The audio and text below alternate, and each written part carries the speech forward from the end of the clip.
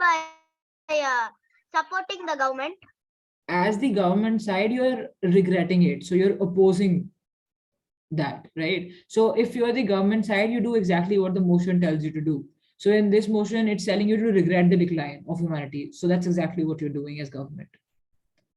Okay, ma'am. Yeah. Any volunteers, Ishan? You can say that the humanities help in developing analysis in students. Okay, could you come again? You could say that studying the humanities help develop the personality and analysis skills of students. Okay, Hence, fair it is claim. Cool. important. Fair enough. Now, this is Ishan's claim, right? I want all of you, everybody to pitch in and tell me why this is a claim that should stand in the debate, which will make a part, which will become your analysis of the claim. Okay. So everybody can put their inputs either in the chat or just raise their hands to tell me why this argument might or might not stand. So what Ishan is saying is this, basically, that humanities, just let me put it, the study of humanities makes you better individuals. Let's just say that, right? Now, in this particular instance, how can you analyze this claim? Now, this is just a claim, right? Now, the opposition could give the exact same claim, but replace humanities with science. They could say, no, science makes you better individuals. So for this, how do you analyze this argument so as to ensure this argument stands in the debate, regardless of what the other side might say as an attack to this argument? Can you give me some analysis on why this argument should stand? Anyone?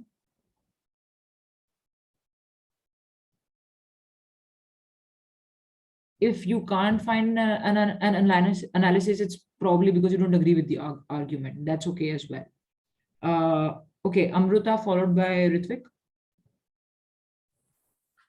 Ma'am, so for this claim, we can say that the study of humanities helps you to understand developments in the world and try to comprehend the advantages and the limitations. But with the decline of the study of humanities, we observe that this skill in individuals and students is declining, as a result of which their awareness towards developments in the world and their analysis to it decreases. Okay, awareness to development, as in, for that you need to also tell me what development is, because development could be in whichever direction, right? Economic, social, cultural. Yes, mom. So probably if a political movement is happening or we see an economic reform coming up, so in that case, it's essential for individuals to know about the impact of it on them, which would decrease if people don't study humanities, if lesser people study humanities. Okay. Fine. I have refined it a little bit. We'll come back to this later. Others, Ritvik? It actually helps. Study of humanities makes you a better individual, as it helps to social and economical development, and which helps in the improvement of certain measures in the society. No, improvement of certain measures. What are these measures? You have to unpack that in the analysis. Okay. Yeah.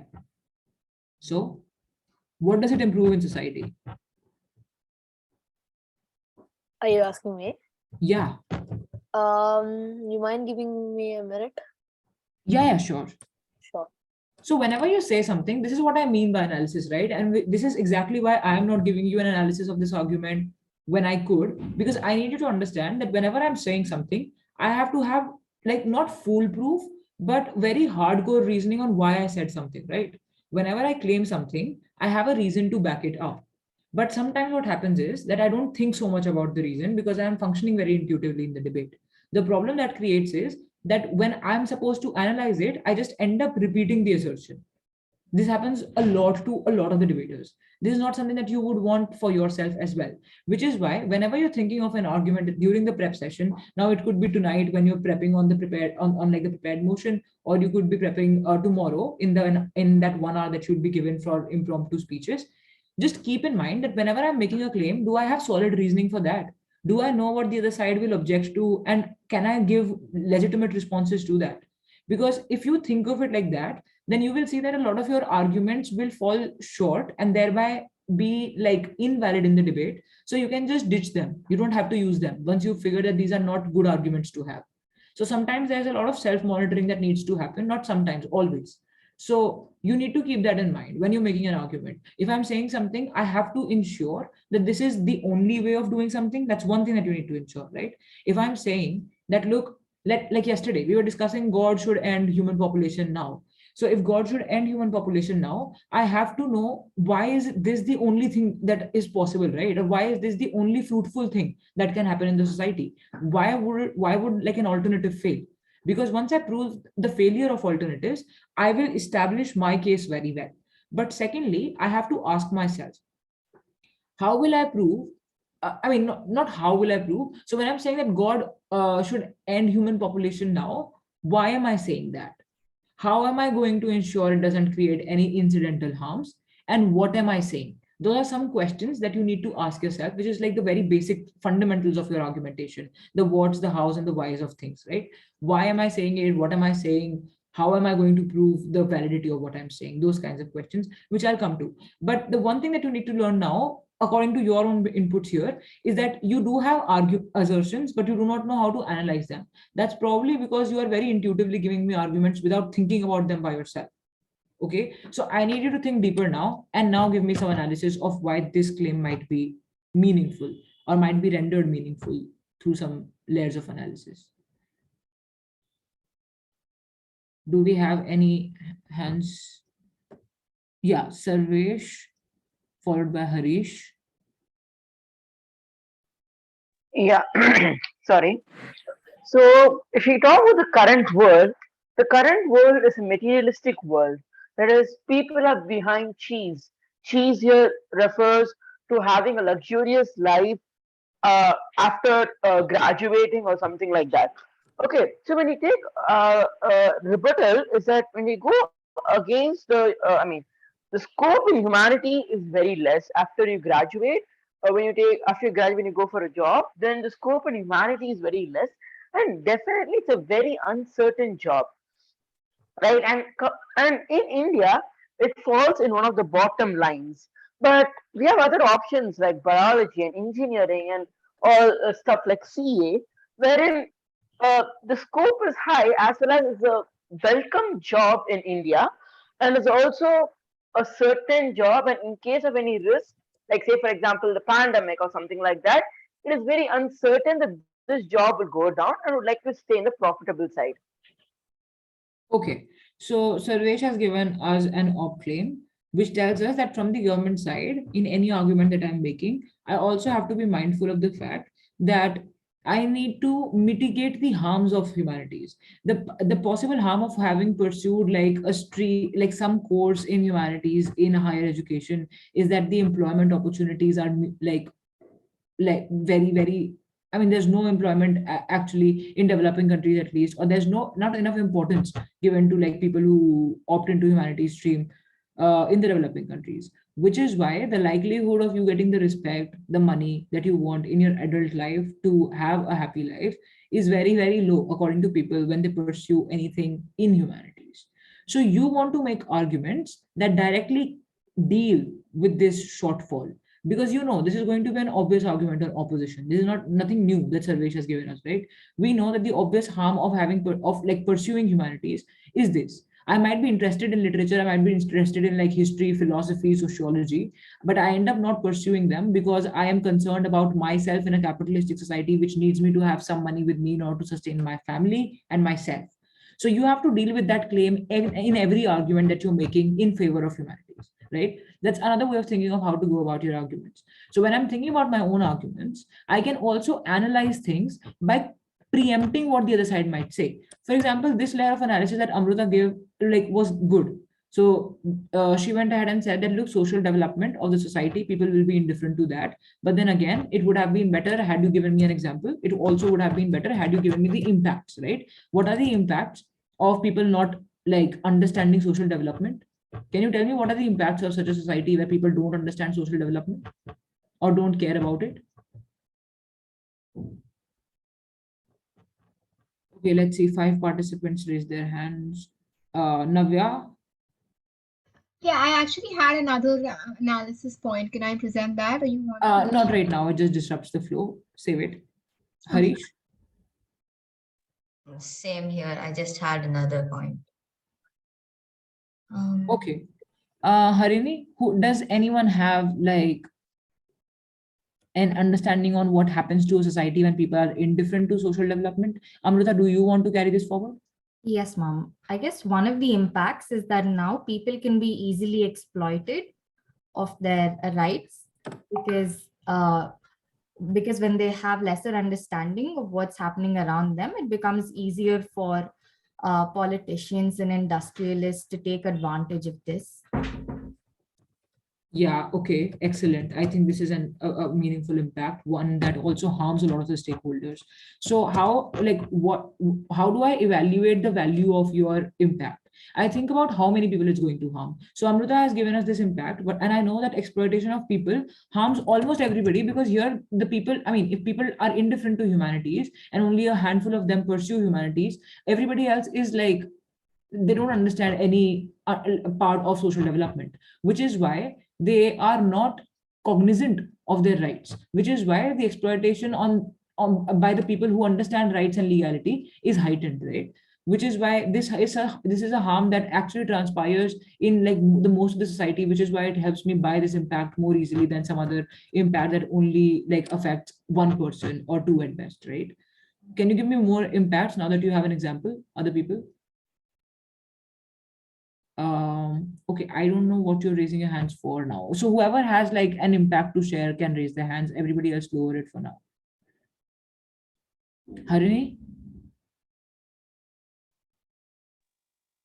So yeah, I was saying like people are like the people who never had the education of humanities, like they are blind to what others are going through, or the poverty or the exploitation some people are going through. And teaching these things would make them understand these, and that will at least like lower the poverty in every country. Okay, excellent point. So we have an entirely new sub argument to this entire claim, and the social development claim, where Harini tells us that there's also lack of empathy in people, right? They don't relate to each other as much. So that's a nice impact to draw, because that's very different from what Amrita said. So it diversifies your arguments. This is to say and prove by the virtue of like your own points, people, that there's a lot of ways in which you can analyze the same argument, right, and take it into different directions so that it sounds like new arguments every time you're analyzing the same point. This is what I mean by saying that, look, arguments are not supposed to be one-liners, that they're not supposed to be just assertive claims that you don't have any backup for, or like don't have any corroboration for. When I say something, that thing being done or not being done has obvious impacts on the society, which is why I want to ensure that I lay that down in front of the adjudicators for them to buy this. Because although adjudicators might understand that people not knowing about social development, so people not knowing about social development actually causes problems in society, but the adjudicators will still not like presume things. They still need to be told things, right? Which is why you need to tell them that, look, exploitation happens, people suffer from a lack of empathy, there's less altruism in society, which means there's less charity, the poor people will be more vulnerable, those kinds of things. Now, the same kinds of arguments could be diversified even further. For example, let's look at this argument that Harini like gave us, right? Lack of empathy. I could find a new stakeholder for this argument, which could be the poor people. Yeah, let's say the poor. Now, because there is lack of empathy, due to due to me possessing no knowledge about social development, I'm likely to be indifferent to the struggles of the poor, which is why I am unlikely to practice charity or any other thing that might help alleviate the problems of the poor, right? Which is why perhaps the income divide will now heighten, right? It will like worsen on opposition paradigm. This is how you analyze arguments. You think about one major claim which Ishan gave us, right?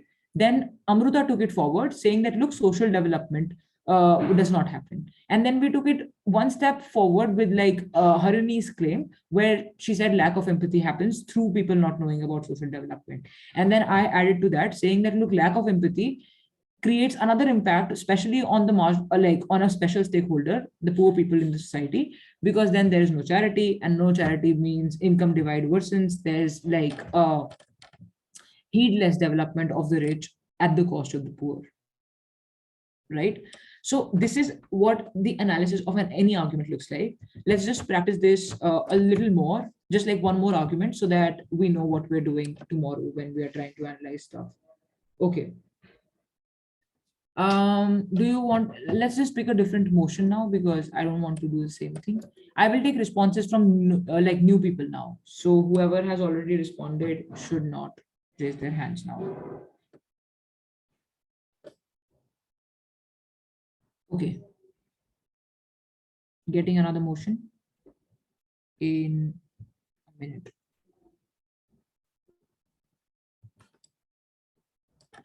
Okay, got the perfect motion, the kind I was looking for initially.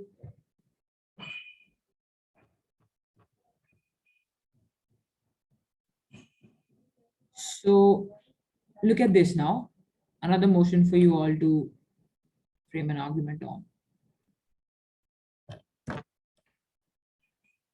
So this is the motion. It reads, this house believes that science is the key to human flourishing.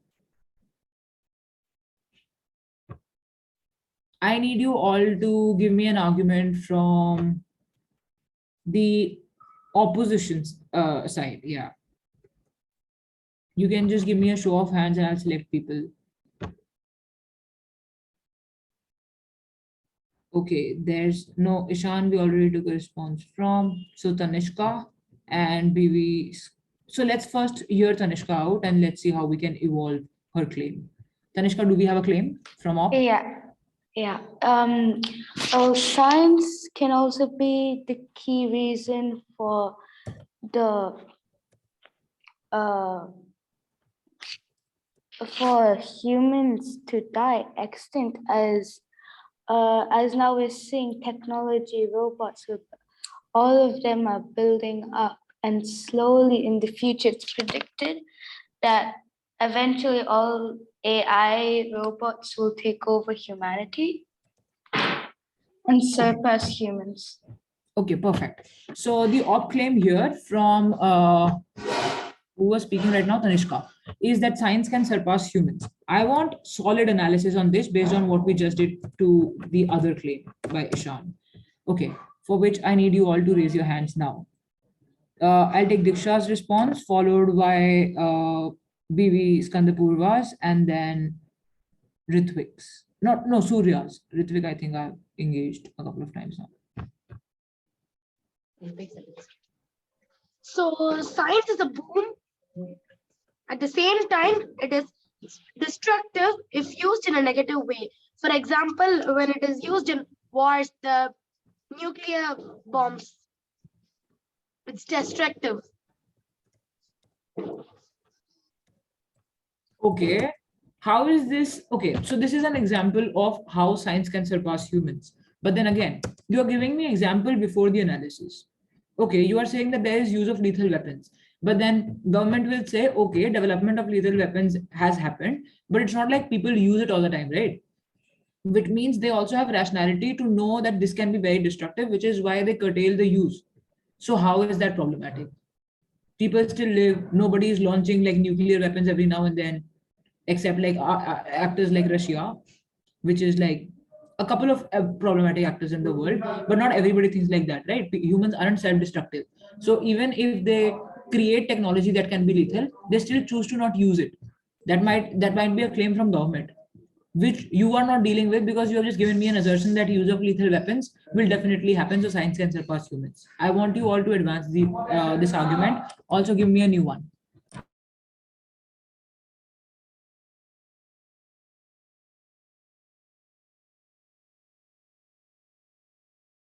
Just give me 1 second. People are there in the waiting room again.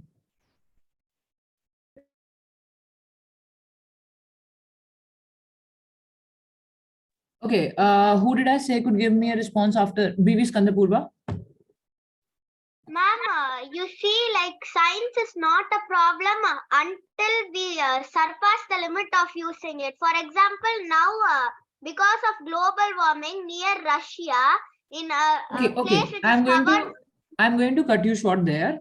We are preparing all of us collectively from the opposition side, which means even if your personal opinion is that science does help, you still have to say that no, science does not help and that it is problematic. Because we are preparing as opposition right now. Okay, think of an argument. I'll come back to you. Surya. Yes, the steady development of new technology and machinery has been taking over the jobs of many economically weaker people, leading them to lose their employment. So now that they've lost their livelihood, it's going to be very difficult for them to find employment anymore. So it creates a large number of poor people and very few rich people. Okay, excellent. That's a completely new dimension as compared to the other arguments made. But again, integrate them, right? Now you are finding dimensions, which is lovely. But if you were debating alone and there weren't like all of these peers will not be around you, how will you find more directions but also interlink them? Right now, it's all loose. I'm saying use of lethal weapons can happen. I'm saying replacement of human labor can happen. But I'm not thinking about how the government will respond to these claims, right? Government will simply say that, look, replacement of human labor, people thought would happen even during the time of industrialization. They thought everybody will replace, like machines will replace humans. And then humans started breaking the machinery even in like during the industrial revolution. There was a lot of Britons doing that, right? The working class. But then it ended up being just fine, right? We still have jobs, we still have been able to sustain ourselves. So this is called automation anxiety, by the way. When people think that they are going to lose out on their jobs just because there is a lot of scientific advancement happening. So this automation anxiety was also there during industrial revolution, but then it didn't. I mean, this was just unfounded fear. So government is going to say that. How do you deal with that? So I think all of you understand analysis now. You just need to keep in mind that you also have to think about what the other side might say and include it in your analysis, right? Okay, let me give you an example. Surya, you give me your dimension and I'll tell you how that happens. Or you tell me, you give me your analysis and you also tell me what the other side might say to that analysis and what your response to that is. You could just try. Excuse me, I just have a doubt. Is it fine to ask? It's like, okay, yeah. It's like calling. So imagine, the second was replacement of human labor. So science is supposed to make human work easier. So now, since it's putting out a lot of humans out of their jobs, won't the work be double the amount of hard as it was previously? Since technology has evolved, they ask, since if they give a reply like this, what are we supposed to say? Since science is like, it's supposed to make things easier. Since now humans are out of the job, since if humans want to come back, won't it make the job much harder than it was before? See, frankly speaking, the thing is that even if the proposition side says that automation anxiety exists every time the society transcends into becoming scientifically advanced, you can still say that this anxiety that happens for a short while also costs an entire generation, which means just because things start falling in place later, it's not reason enough for you to like discard these people's mental health, right? When there is immediate change, at least one generation suffers, which is harm enough. This could be one response that you give. Do you understand? Yeah. So there are various ways of like rebutting. That's not an issue. We're not talking about rebuttals just yet. Yeah, I'll take one last claim, Arina, quickly. Yeah, so my claim is that human beings are being enslaved to their devices. Science has made science and technology has made life so easy nowadays that human beings are actually not doing anything by themselves. They're being enslaved by the devices and they don't know how to think for themselves. And they end up wasting a lot of time, which actually does not allow them to use their full capacity. Okay, what are the impacts of that? You are saying humans have become lazy. Well, I don't have a problem with that. If humans have evolved something so like nice, which can do the work for them. So what are the impacts of humans becoming lazy? So if human beings become lazy, thing one, I think somebody put that in the chat. They have health impacts because they get diseases like lifestyle diseases like diabetes and thyroid, so such diseases. And problematic claim, because the government side will say that lifestyle diseases are actually being solved by people. At least gym has created this kind of a fad where people want to work out. but normal running doesn't intrigue people. This might, so the government side might flip your argument. That also you need to be mindful of. So if you want to talk about complacent humans, do you actually want to say lifestyle diseases, or do you want to say something else? For example, cognitive stagnation. That's not something that a government could like tackle with so easily. Get it? Because lifestyle disease is easy to counter, because people have really been taken in by this fad of like gymming and these equipments being used. But when you look at cognitive, also because they monitor and like quantify your workout, which didn't happen before technology happened. So now I am intrigued to do this because it monitors and quantifies my workout and rewards me accordingly, the technology. But when I talk about cognitive stagnation, it's a problem. I am not thinking by myself, because stuff like thinking machine, like self monitoring machines are coming about. Artificial intelligence is coming about. This means that humans are vesting the agency that they used to have singularly in the world with like no other organisms. They're giving it to the machinery, which means they're placing the like their future in the hands of like the machines as well. That's something that we could claim. So you want to also assess which dimension, like which cause will stand better. Yes, Arina? Yeah. Okay. Okay. I think we've discussed quite a lot on like how to analyze. So if you have been paying attention, you will understand that first I look for a claim, a major claim. Then I look for various ways in which I can attest that claim. For example, science can surpass humans. And then I make these 3 points because 3 different people said 3 different things. Then I try to think of examples for each of these things. And then I integrate these 3 things, right?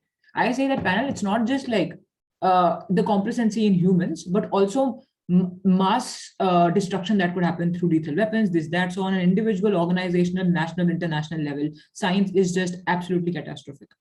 This is how you integrate the argument. I made 3 separate claims, and then I bind them together by saying we have proven the cataclysmic effects of science from all dimensions possible. But then I also give you impacts of everything. Another important thing that you guys still are not doing are like impacting your arguments. So when I say something that look, people will become complacent, although intuitively you know that it's wrong for you to be complacent, it's always good for you to be like brisk and boisterous. You still need to tell adjudicators why complacency is bad, which means you need to draw impacts for everything you say. That's how analysis happens, and this is what arguments should look like essentially. Okay, on to let me just quickly discuss the theme now, because we are in that mode. Do you have any doubts about like the motions? Junior, senior category, both. Just raise your hands, please. Surya? Yes. Are we operating under the assumption that nuclear fusion has already been proven and used as a thing? Because as far as I've read up, it's like only just now a small experiment has been done. Like there is no proof for it. So yeah. So US has been able to make some advances, right? This is us talking about hypothetically a world. You are from the senior category, right? Yeah. Yeah. So in that motion, we are talking about a world where, let's say, nuclear fusion did become a successful way of generating green energy. If you were a country who wanted to use it, you will be prudent and think about investing in it beforehand if you want to avail its fruits later, once it's successful and working. Get it? Yeah. Okay. So we are current tier only, like only now the strides have been made, and now if we invest now, it will have a good impact for the future. That assumption. Yeah. So if now USA is developing this entire technology, it will also share like the patents or whatever for this technology with countries that invested in it, rather than sharing it with everybody in goodwill. Yeah. That's what the debate is about. Okay. Thank you. You're welcome. Netra? So I just want to clarify that what opposition is saying is that regardless of whether you invest in it now, you can have access to it. Is that opposition's case? Opposition case could be anything. I'm not free to give inputs on that. But yes, you have to basically say that investment is not important for whatever reasons. Does that answer? Yes, thank you. Will we know if we're proposition or opposition? Yeah, shortly. We have it ready. I'll just share it, yeah, after the session. Okay, thank you. Okay, Surya?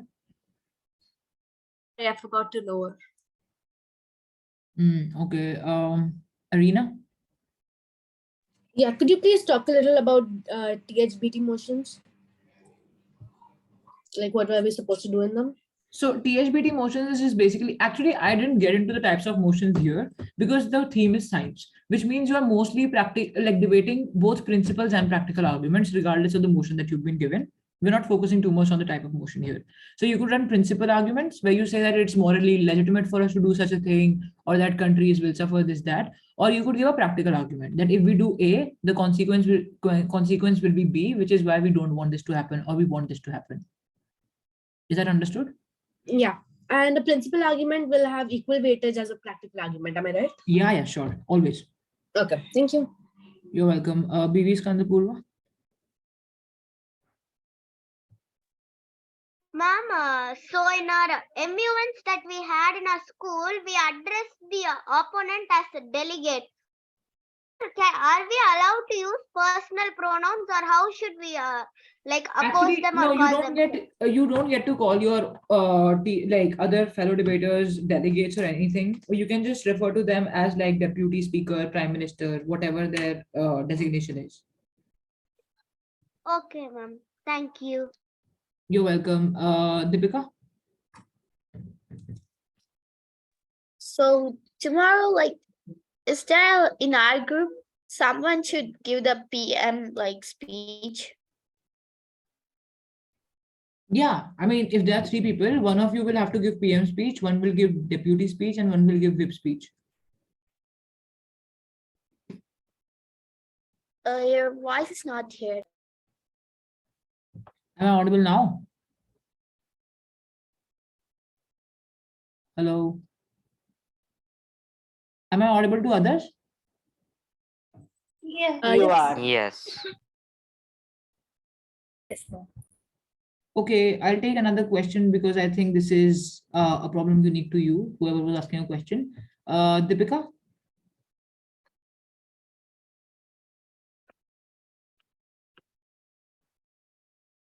Okay, Ishan, question. So for the senior category in the motion, do we have to assume that at a certain date, nuclear fusion is going to be successful, or is it totally open? Open. Okay. Yeah. Thank you. There is no presumption in the debate that says that nuclear fusion will be successful. Please note that. Ritvik? So while we're debating, before we'll get the topic prior a day. Am I right? Yeah, so both junior and senior categories have been given their motions for the first round tomorrow. When the motions are given, so is it going to be a group one? Just give an example, group 1 versus group 2, or is it going to be like different types of groups are there, not only 2? No, it's only going to be one team versus another in a room. Yeah, so how do we decide? Like, let's say there's a topic, let's say that science is key to human flourishing. There's one group, what if 2 groups agree on the same, like on the same side, on the good side of? No, we will give you the stance, right? Okay. We will tell you sure. who you are. Yeah, okay. Sure. Diksha? Hello, ma'am. So when will the stance be given? Soon after this call. Okay, ma'am. Thank you, ma'am. You're welcome. Ritvik, you can lower your hand. Diksha too. Okay, I don't see any more questions here. So I think there are no other questions on the motion. Please don't keep asking questions on the motion like till late night. Please go through the motion right now. If you have any questions, get them clarified and get to preparing for tomorrow. Like start preparing for tomorrow. Okay. Let's just like move on then. The one thing that I need you to Just one understand. doubt. Yeah. I'm sorry to interrupt. Like, say for example, are audience allowed to view the debates going on? Like, say our round is not tomorrow. We belong to the Chennai category that is happening on 24th. Yeah, I get it. You want to know if the spectators are allowed, right? Yeah, spectators or audience are allowed. I'll ask the team and let you know. Yeah, thank you. Okay. Irina? Yeah, so in the seniors category motion, technology here basically means nuclear fission technology. Am I right? Yes. Okay. It does not just include general technology, but specifically No, nuclear no, no. The sub theme for this for the qualifiers is nuclear fusion. Okay. So not general technology. Yeah. Okay. Thank you. You're welcome, Stuti. Yeah, I just wanted to know that if we are selected, then like will we get to know the selection like on that day, like tomorrow itself, or will it take time? No, so you play the 2 rounds tomorrow, and then we'll let you know about when the results will be out for and if you've made it to the finals happening on 25th. So the finals will happen in Chennai. Yeah, that's offline, IIT Madras. Okay, yeah, thank you. Welcome. No other questions, right? I see none. So moving on. Now about rebuttals. See, by explaining the analysis of how, for arguments, I've already told you how you can think about the other side's case and potentially preempt what they might say. But then again, there's going to be something that you weren't able to predict and the other side will throw at you, which you will have to deal with, which is where rebuttals come in. So when you're rebutting, keep a couple of things in mind. A rebuttal is just as important as an argument, which means you don't want to cut corners when it comes to rebutting arguments because you think you want to analyze more of your own arguments. That's not how it should be.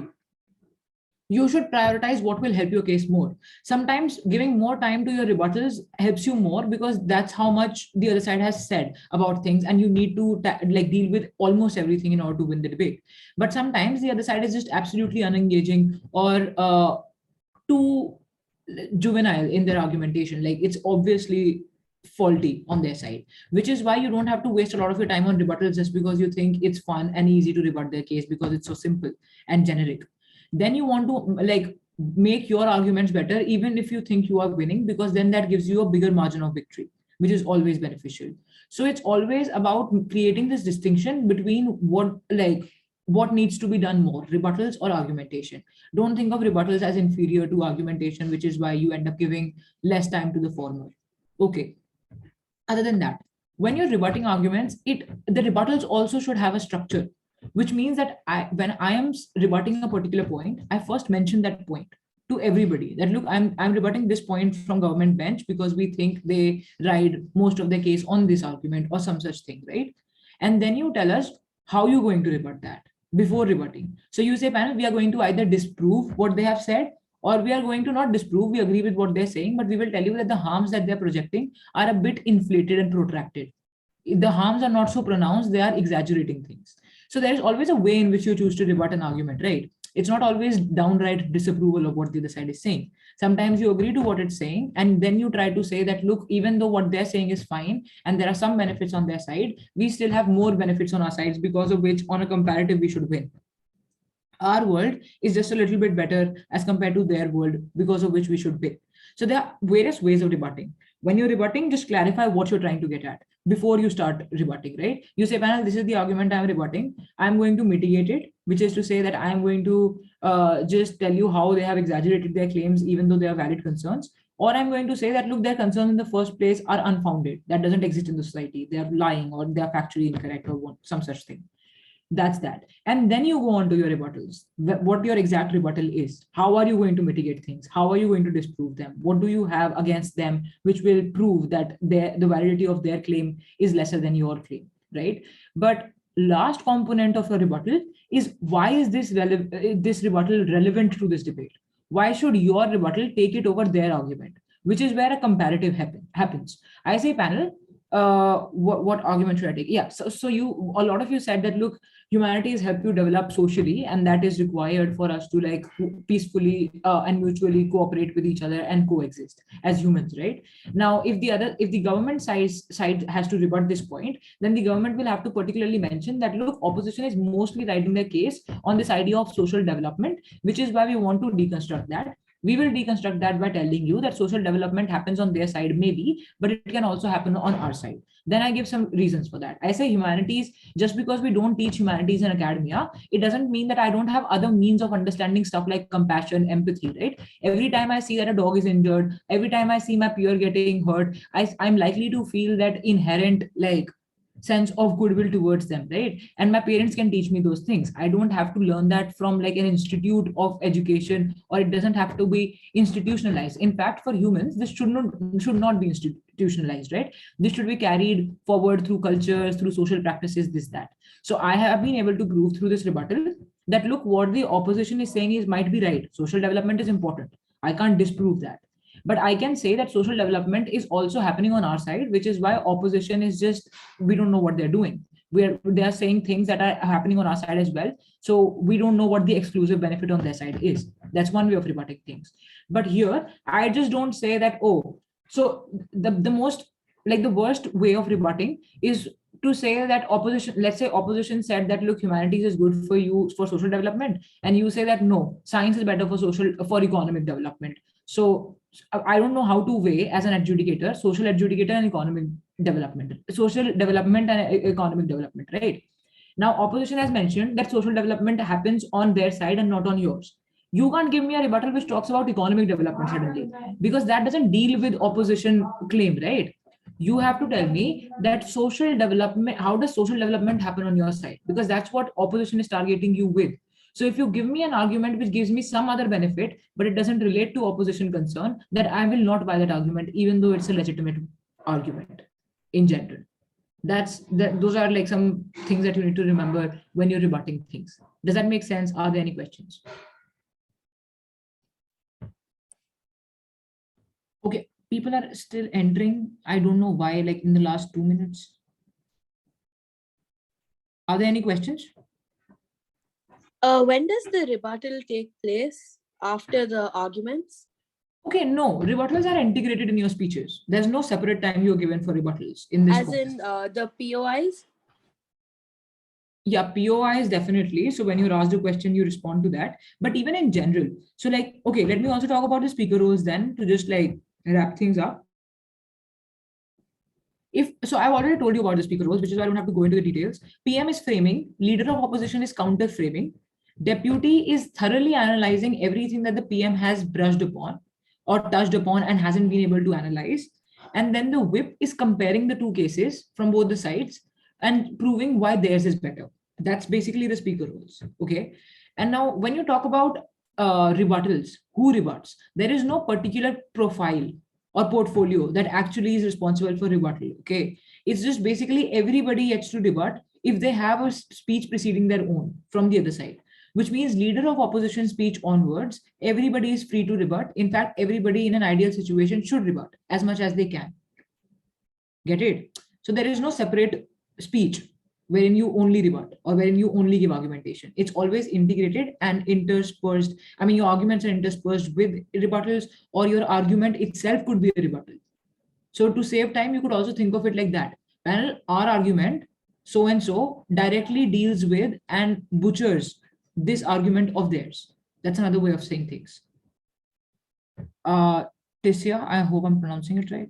Yeah, I had a question on the PM and leader of opposition. So only they introduce the agenda, right? The whip and deputies don't have to. Yeah, ideally, yes. But if your PM has not done a good job at that, then by default, deputy will have to do it. I mean, it's a very sad case, but then it has to happen that way. Okay, and the main job of the whip is rebuttals, right? No, like I said, rebuttal is nobody's main job. It's something that everybody has to do simultaneously against like other things that they are doing, which are exclusively their burden. The whip burden, primary burden, is comparing the two sides and proving why you win. Okay. And all three roles can take POIs between their speeches. Yes, no constraint on that. Okay, thank you. You're welcome. Who else? Any other question?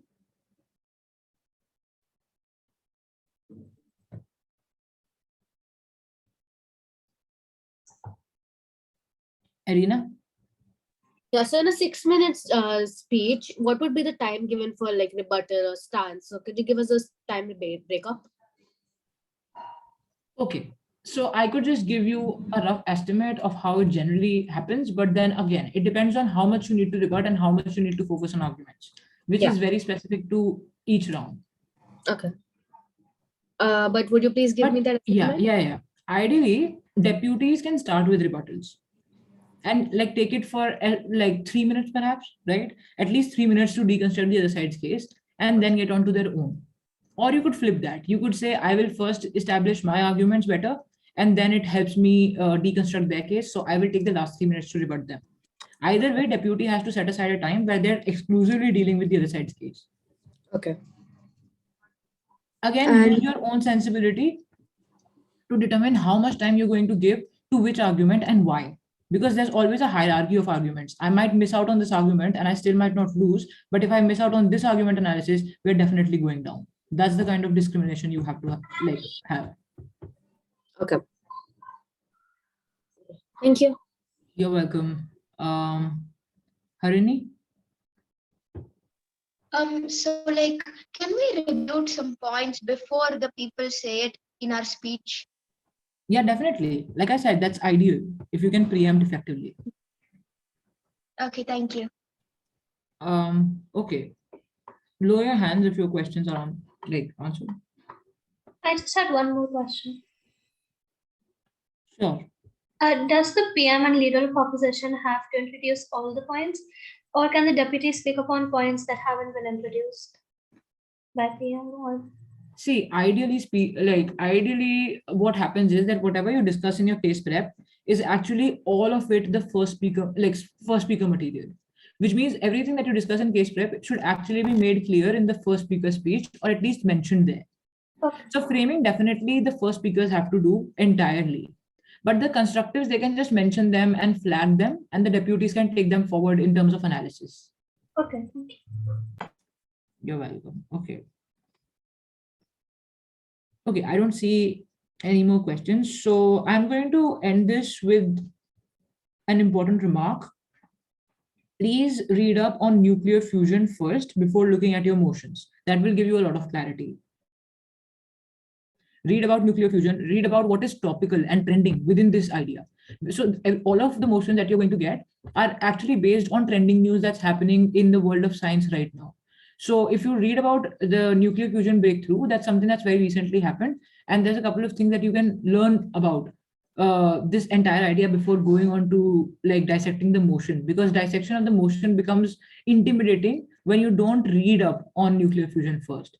So a serious recommendation is that you first read about it and then come back to the motion.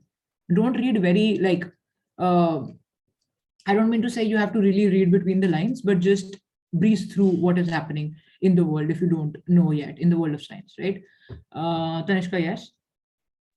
Yeah, so I'm in team A in the junior category, and in our team there are only 2 people, and round is tomorrow, so he said they'll give people. Your voice is breaking for me. Yeah, so I'm in teammate in the junior category. Okay. We only have 2 people in our team, and round is tomorrow. You only have 2 people in your team? Yeah. Okay, I'll get back to that. Okay. Are there any other questions about anything whatsoever? Priyanka, yes? Even in our team, there are only 2 people. Okay, let me see. This is Tanishka, Priyanka, all right. And somebody asked for spectators. Okay, I'll get back to all of those questions in a while. It was Sarvesh, I guess. Sure.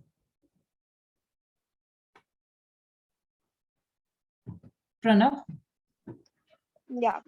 Could you please brief on what reply speeches basically consist of? Like, what do we have to do? No, we don't have any reply speeches, so you need not learn about them for this tournament.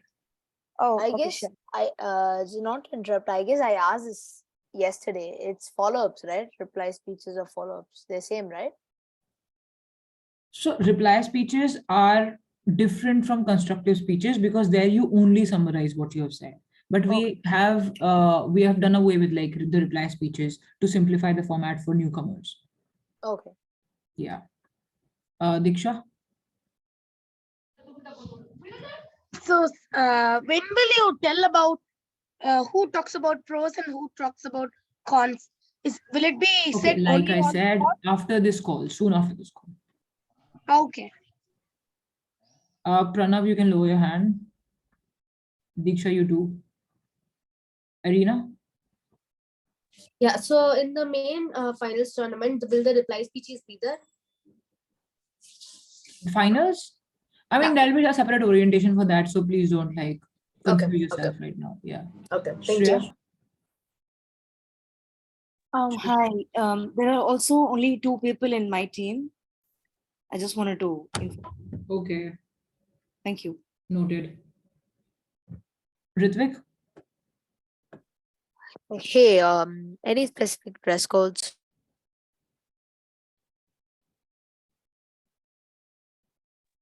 Hello. Hello? Yeah, any specific dress code for? No, there's no, there's No dress code, right? no. Yeah. Okay, I think we're pretty, yeah, we're done, right? Any other questions?